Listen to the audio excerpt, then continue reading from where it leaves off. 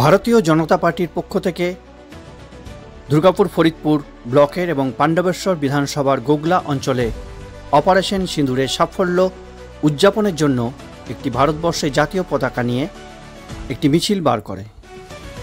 এই তিরঙ্গা নিয়ে মিছিল বার হলো পাণ্ডবেশ্বর বিধানসভার গোগলা অঞ্চলের মাদারবনি কলিয়ারি দুর্গা মন্দির থেকে শুরু করে এই মিছিলটি পানশিউলি হাই স্কুল মোড় পর্যন্ত যায়। তারপর পানশিউলি হাই স্কুল মোড়ে দাঁড়িয়ে বক্তৃতা রাখেন বিজেপির নেতা জিতেন্দ্র তেওয়ারি। তারপর এই মিছিল শেষ হয়ে যায়। এই মিছিলে প্রায় 300 জন বিজেপির কর্মী এবং সমর্থকেরা এই মিছিলে পা মেলালেন বলেই জানালেন বিজেপির নেতা জিতেন্দ্র তেওয়ারি।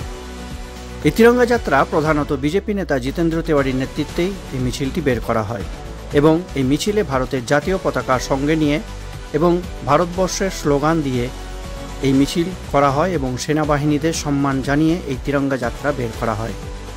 আজ এই তিরঙ্গা যাত্রায় বিজেপি নেতা বলেন, পাণ্ডবেশ্বর বিধানসভার গোগলা অঞ্চলের মাদারমণি দুর্গা মন্দির থেকে পানশিউলি হাই স্কুল মোড় পর্যন্ত আমরা এই তিরঙ্গা যাত্রার আয়োজন করেছিলাম।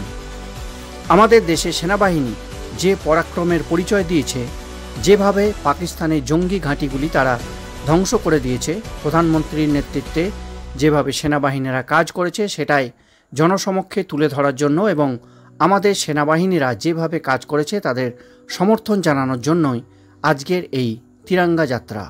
ব্লকের গোগলা অঞ্চলের মান্দারমণি দুর্গা মন্দির থেকে নিয়ে পানশিউলি বিদ্যালয়ের যে গেট অবধি আমরা তিরঙ্গা যাত্রা আয়োজন করেছিলাম।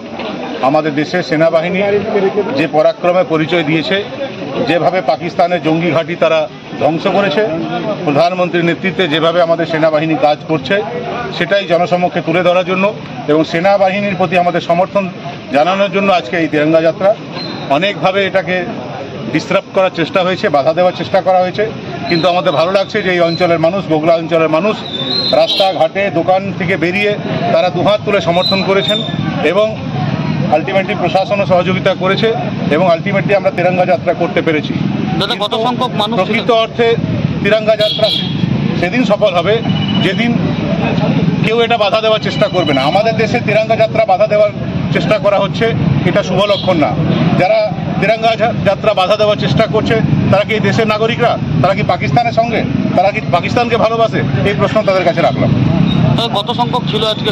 প্রায় 300 মতো লোক ছিল। আমরা 200 টার্গেট দিয়েছিলাম, কিন্তু সখানিক লোক স্থানীয় চলে এসেছিল, প্রায় 300।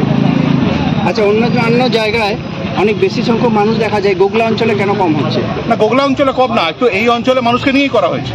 অন্যান্য আমরা তো এটা সমস্ত জায়গা থেকে লোক এনে করিনি, এটা গোগলা অঞ্চলের মানুষকে নিয়েই করেছে, তো ঠিকই বেরিয়েছে। হ্যাঁ, অনেকে ধারণা ছিল যে আজকে নাকি স্থানীয় লোক বেরোবে না, অনেকে মনে করেন যে তারা জমিদার, এই অঞ্চলের মানুষ তাদের প্রজা, তারা রাজা, কিন্তু কেউ রাজা না, কেউ প্রজা না। গোগলা অঞ্চলের মানুষও স্বাধীন মানুষ, তাদেরও নিজের ভাবনার বহিঃপ্রকাশ করার অধিকার আছে, ক্ষমতাও আছে। পাশাপাশি তিনি আরও জানালেন, আমাদের এই তিরঙ্গা যাত্রায় বিভিন্নভাবে বাধা দেওয়ারও চেষ্টা করা হয়েছে, কিন্তু আমাদের ভালো লাগছে রাস্তার ধারের দোকান থেকে বেরিয়ে এসে আমাদের দুহাত তুলে সমর্থন করেছে মানুষজন এবং এই তিরঙ্গা যাত্রাকে প্রশাসন যথেষ্টভাবে সাহায্য করেছে, যার ফলে আমরা এই তিরঙ্গা যাত্রা করতে পেরেছি। গোগলা থেকে রবি মহান্তর রিপোর্ট, গুগলি নিউজ।